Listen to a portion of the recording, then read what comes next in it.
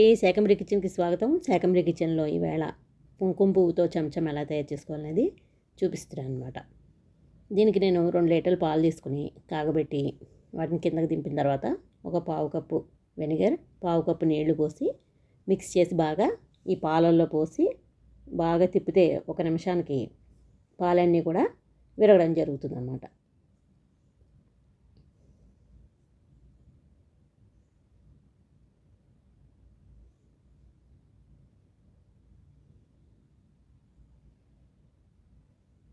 విరిగిన పాలు ఇలా చిల్లులు బుట్ట కానీ చిల్లులు గిన్నె కానీ పెట్టి పైన ఒక క్లాత్ వేసి అందులో వడగొట్టుకోవాలి.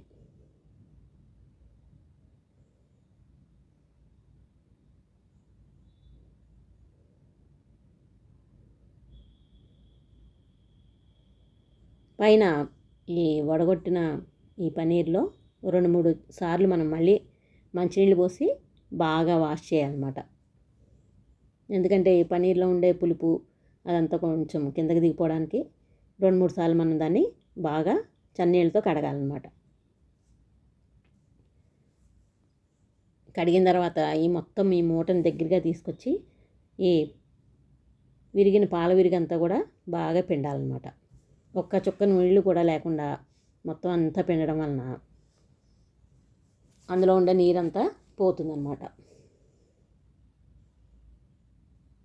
మనం బలవంతో ఉపయోగించి మొత్తం పిండాలి. ఈ పాల విరుగు మొత్తం చక్కగా తీసి ఒక ప్లేట్లో వేసుకోవాలి. అస్సలు క్లాత్కి అంటుకోలేదన్నమాట. చాలా బాగా విరిగిందనమాట. పాలు మంచి కరెక్ట్గా విరిగాయి అన్నమాట. దీన్ని చేతితో కానీ మిక్సీ జార్లో కానీ వేసి మెత్తగా చేసిన తర్వాత ఒక 1/2 టీ స్పూను బేకింగ్ పౌడర్ వేసుకోవాలి. అలాగే ఒక చెంచా నీళ్లు పోసి దాన్ని అంతా స్ప్రెడ్ చేయాలి. ఇందులో ఒక 4 teaspoons 4 teaspoons corn flour ఉంటుంది కదా, corn flour, 2 teaspoons Bombay రవ్వ, అదే కరాచీ నూక అంటారు దాన్ని, కరాచీ నూక వేసి బాగా మిక్స్ చేయాలన్నమాట.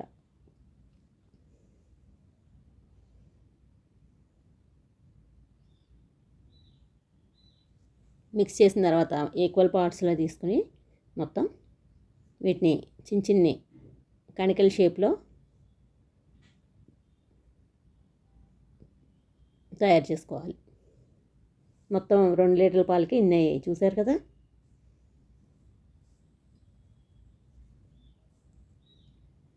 ఇప్పుడు షుగర్ సిరప్ ఎలా పట్టుకోవాలనేది చూపిస్తున్నాను. దీనికి 3 కప్పుల షుగరు తీసుకున్నాను అన్నమాట.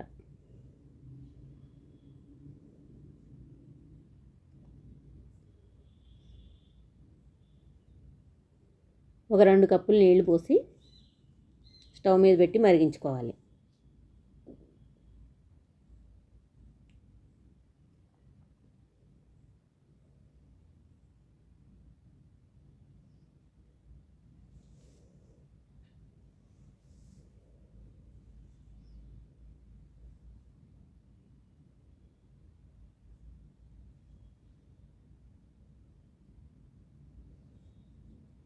మరుగుతున్న షుగర్ సిరప్లో ఇవి ఒక్కొక్కటిగా వేయాలన్నమాట.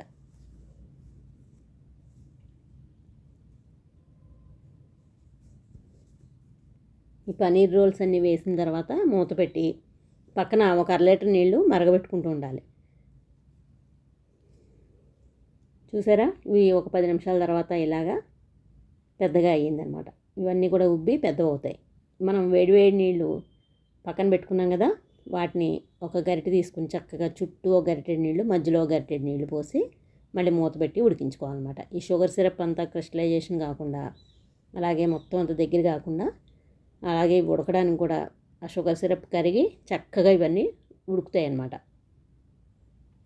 లోపల నుండి పచ్చి లేకుండా ఉడుకుతుంది. ఇలా సుమారుగా నేను 1 గంట సేపు ఉడకబెట్టాను వీటిని. 1 గంట సేపు ఉడికించుకుంటే చక్కగా క్రంచీగా భలే టేస్టీగా లోపల జాలి జాలీలాగా వస్తాయన్నమాట. ఇవి 1 నెల రోజులు కూడా మనకి ఫ్రిడ్జ్లో పెట్టుకుంటే పాడుగావు. చూసారా, ఇలా 1 గంట సేపు అయిన తర్వాత ఇలా ఉన్నాయి. ఇందులో కొన్ని సాఫ్రాన్ స్టాండ్స్ కూడా వేసి ఉడికించుకున్నాను అనమాట. 1/2 లీటర్ నీళ్ళు కూడా అయిపోవాలి.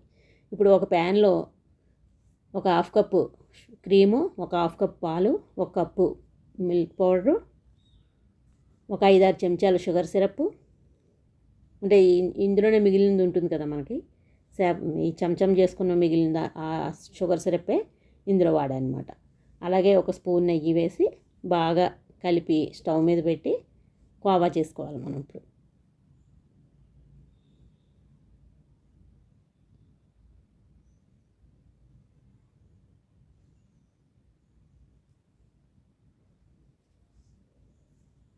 ఇందులోనే కొన్ని సాఫ్రాన్ స్టెన్స్ లాస్ట్లో వేసాను అనమాట. ఫస్ట్ కూడా వేసుకోవచ్చు, లాస్ట్లో వేసాను నేను. ఇవన్నీ కూడా చక్కగా దగ్గరగా అయ్యే వరకు ఉడికించుకోవాలన్నమాట. ఇప్పుడు ఇందులో కొన్ని సాఫ్రాన్ స్టాండ్స్, ఒక 2-3 చెంచాల ఈ చెంచం షుగర్ సిరప్ ఉంది కదా మనం చేసింది, అది వేసాను అనమాట.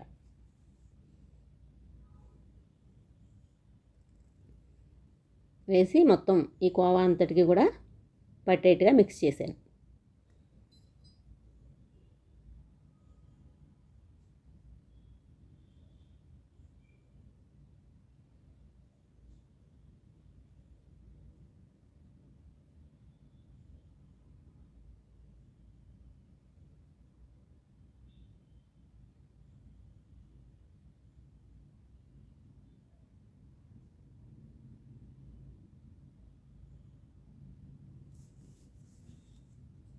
ఇవి గట్టిగా ఉండే చెంచం అండి, ఇవి చాలా బాగుంటాయి. ఇగో చూసారా, ఇలా మధ్య కట్ చేసుకుని ఇవన్నీ షుగర్ సిరప్ పోడ్చి ఇలా జాలి జాలిలా మొత్తం అంతా కూడా ఉడికిందనమాట.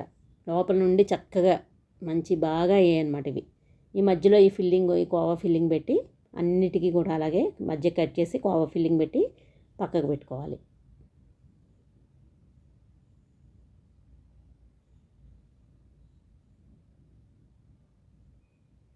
చూసారు కదా,